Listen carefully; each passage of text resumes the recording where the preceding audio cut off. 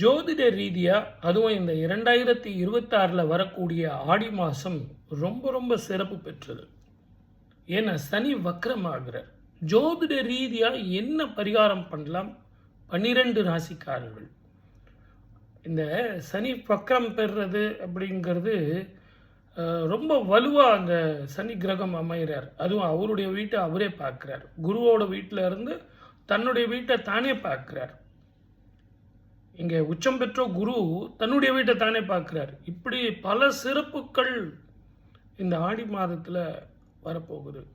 எதிர்வரும் 27ஆம் தேதி சனி வக்ரன் 135 நாள் இருக்கார். நான் நிறைய நம்ம ஷார்ட்ஸ்லாம் போட்டிருக்கேன், பாருங்க, வீடியோ போட்டிருக்கேன், அதெல்லாம் பாருங்க. 12 ராசிக்காரர்களுக்கு பலன்கள்லாம் போட்டிருக்கேன். இந்த காலகட்டத்தில் போர் பதட்டம் வரும், நீரினாலும் இயற்கை அழிவுகளாலும் பிரச்சனைகள் வரும், பூகம்பங்கள் வரும், தங்கத்தினுடைய விலை ஏற்ற இறக்கங்கள் நிச்சயமாக இருக்கும். ஷேர் மார்க்கெட் ரொம்ப கவனமாக இருக்கணும். இதெல்லாம் இப்படி சொல்லியிருக்கேன்.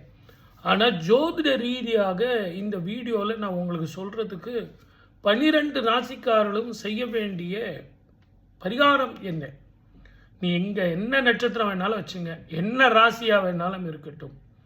ஆனால் உங்களுக்கு எளிமையாக ஒரு பரிகாரம் பண்ணால் அந்த கிரகத்தினுடைய தாக்கம் இருக்கக்கூடாது. நான் இந்த சனி வக்கரனுக்காகவும் ஆடி மாத சிறப்புக்காகவும் நான் என்ன பண்ணால் என்னுடைய வாழ்க்கையில் பிரச்சனை தீரும் அப்படின்னா, நல்லா ஞாபகம் வச்சுங்க, இந்த துளசி செடி தானம் பண்ணுங்கள். சார், துளசி செடி தானம் பண்ணால் மகாலட்சுமி இல்லையா, லக்ஷ்மி வாசம் செய்வது இல்லையா, ஆடி பூரத்தில் ஆண்டாள் பிறந்தாள் இல்லையா, இந்த ஆண்டாள் பிறந்த இந்த துளசி செடியை நான் தானம் பண்ணுறதுனால எங்கள் வீட்டில் இருக்கிற மகாலட்சுமி போயிடாதா அப்படின்னு நீங்கள் தப்பாக கணக்கு பண்ணுவீங்க. அது தவறு. அள்ள அள்ள குறையாது தான் மகாலட்சுமியினுடைய செல்வம். மீதி எல்லாமே குறையும். ஆனால் பண்ணுற கிணத்துல தண்ணி எடுத்தீங்கன்னா கூட ஒரு அளவுக்கு மேலே, அந்த ஊற்றுக்கு மேலே நீங்கள் தண்ணி எடுத்தீங்கன்னா ஊற்று வற்றிடும், ஊற்றுக்கண் மூடிக்கும். ஆனால் மகாலட்சுமிக்கு என்ன விசேஷம் அப்படின்னு கேட்டிங்கன்னா, எவ்வளோ கொடுத்தாலும் குறையாது. அதனால்தான் கர்ணன் அள்ளி அள்ளி கொடுத்தான், கிள்ளி கொடுக்கல, அள்ளி கொடுத்தான். வந்தவங்களுக்கெல்லாம் கணக்கே பார்க்கல, அப்படியே கை எடுத்தான், அந்த கொத்தா எடுத்து அவன் கையில் கொடுத்தான். சந்தோஷமாக இருப்பாள். நவரத்னங்கள், நவமணிகள், பணம், பட்டம், பதவி எல்லாத்தையும் அள்ளி கொடுத்தான். அதனால்தான் மகாலட்சுமி வாசம் செய்வாள். எப்போ நீங்கள் அள்ளி ஏழை எளியவர்களுக்கு, பசின்னு வர்றவங்களுக்கு நீங்கள் கொடுக்குறீங்களோ உங்கள் வீட்டில் பணம் தங்கும். அந்த மகாலட்சுமி மாத்திரம் எப்போவுமே நீங்கள் அடுத்தவனுக்கு கொடுக்கறதுக்காக உங்களை விட்டு அவள் போய் விடுவாள் அப்படிங்கிற அந்த எண்ணமே உங்களுக்கு வேணாம். ஆகவே துளசி செடி தயவு செஞ்சு நல்ல ஒரு 100 செடி வாங்கிக்கிங்க, ஒரு 200 செடி வாங்கிக்கிங்க. 30 நாளும் நீங்கள் தானம் செய்யலாம். சார், செவ்வாய்க்கிழமை கொடுக்கலாமா, வெள்ளிக்கிழமை கொடுக்கலாமா, அதை பற்றிலாம் கவலையே படாதீங்க. ஏதோ ஒரு கோயிலுக்கு போகிறீங்க, அந்த கோவிலில் சுற்றி வரீங்க, பிரகாரம் சுற்றி வரீங்க, கையில் செடி வச்சுக்கிட்டு உங்களுக்கு யாருக்கு தோணுதோ அவங்களுக்கு அந்த துளசியை துளசி செடி தானம் பண்ணிடுங்க. நீங்கள் பண்ணி பாருங்களேன், மகாலட்சுமியே அந்த துளசி செடியை உங்ககிட்ட இருந்து வாங்கிக்குவா. மகாவிஷ்ணுவே அந்த துளசி செடியை உங்ககிட்ட வாங்கிக்குவா.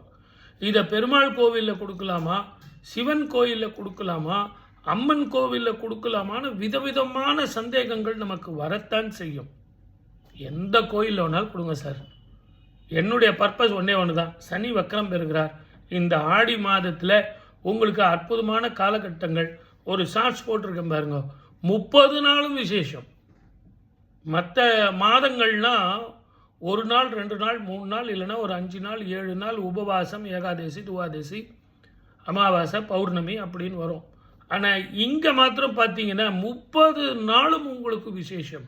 ஆகவே என்னுடைய அன்பு நேயர்களே, ஒரு சின்ன வேண்டுகோள், நீங்கள் மட்டுமே போய் கொடுக்கறத விட உங்கள் கணவர், உங்கள் குழந்தைங்க, உங்கள் சொந்தக்காரங்க எல்லாரையும் கூட்டிகிட்டு போயிட்டு அவங்கவுங்களுக்கு ஒன்று ஒன்று கொடுங்க. அந்த துளசி செடி எந்த அளவுக்கு இந்த உலகத்தில் பரவுதோ அந்த அளவுக்கு நோய் எதிர்ப்பு சக்தி, செல்வம் பெருகும், ஒற்றுமை சேரும், மன நிம்மதி வரும், ஆரோக்கியம் பெருகும், லக்ஷ்மி கடாட்சம் வரும். ஒருத்தருக்கு ஒரு பணம் கொடுக்கறதுனால நீங்கள் நினச்சிட்டு இருக்கீங்க பணம் கொடுக்குறோம் அப்படின்னு. அது பணம் அல்ல, அவனுக்கு தகுந்தபடி அது மருந்தாக இருக்குது. ஒருத்தனுக்கு உணவாக பயன்படும், ஒருத்தனுக்கு கல்வியாக பயன்படும், ஒருத்தனுக்கு ஆரோக்கியத்துக்கு உண்டான மருந்தாக பயன்படும், ஒருத்தனுக்கு வீடு கட்ட பயன்படும், ஒருத்தனுக்கு வாகனங்கள் வாங்க பயன்படும், சிலருக்கு தொழில் மேம்பட பயன்படும், ஒருத்தருக்கு கடன் தீரும். ஆனால் நீங்கள் கொடுக்கறது பணம். ஆனால் அந்த பணத்தினுடைய ரூபம் மாறும், அவங்கவுங்க தேவைக்கு ஏற்ற மாதிரி அது மாறும். இதுதான் மிகப்பெரிய ரகசியம்.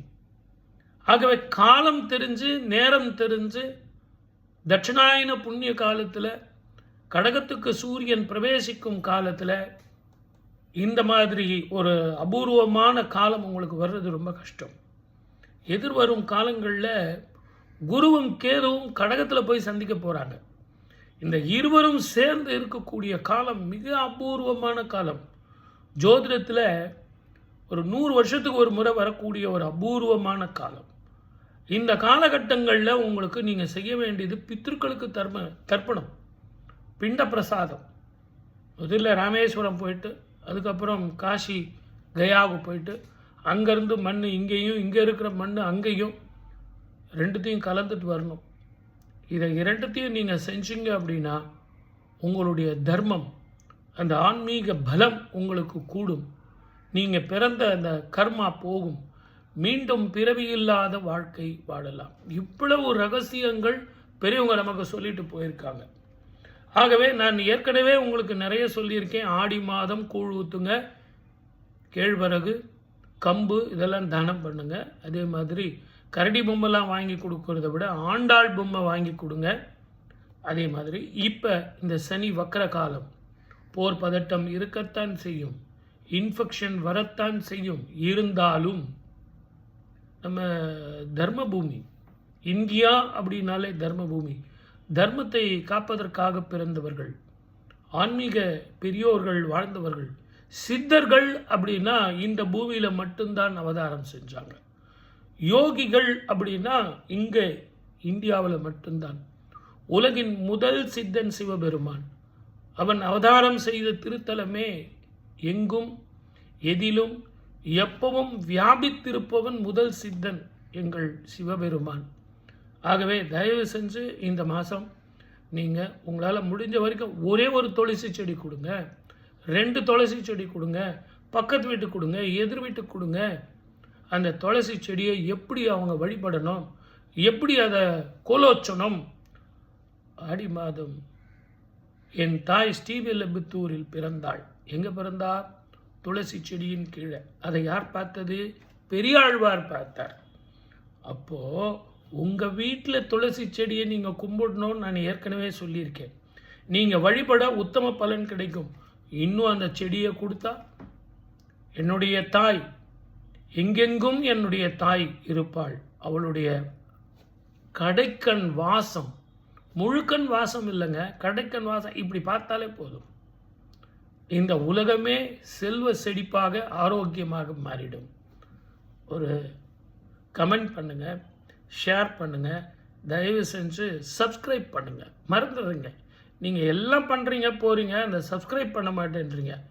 அந்த கொஞ்சம் சப்ஸ்கிரைப் பண்ணிங்கன்னா எங்களுக்கும் கொஞ்சம் உற்சாகமாக இருக்கும். நன்றி, வணக்கம். என்ன மறந்துடாதீங்க, துளசி தானம்.